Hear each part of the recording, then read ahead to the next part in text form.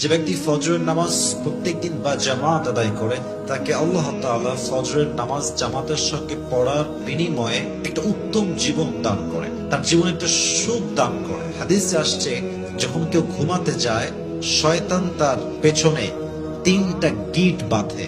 বান্দার যখন ঘুম ভেঙে যায় ফজরের নামাজের সময় বা তাহাজ্জুদের সময়, যখন তার ঘুম ভেঙে যায়, তার নামাজের কথা স্মরণ হয়, যখনই আল্লাহকে স্মরণ করে সঙ্গে সঙ্গে একটা গিট খুলে যায়।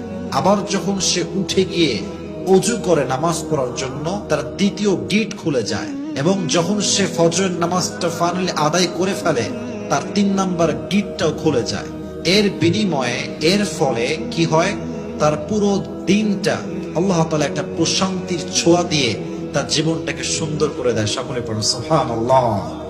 তাহলে বোঝা গেল ফজরের নামাজ জামাতের সাথে আদায় করলে অনেক বড় একটা পুরস্কার হচ্ছে এই পুরো দিনে একটা আত্মপ্রশান্তি, বা এই যে আত্মার সুখ, আত্মার প্রশান্তি, মানসিক শান্তি, এটা আমাদেরকে দেয় একজন। তিনি কে?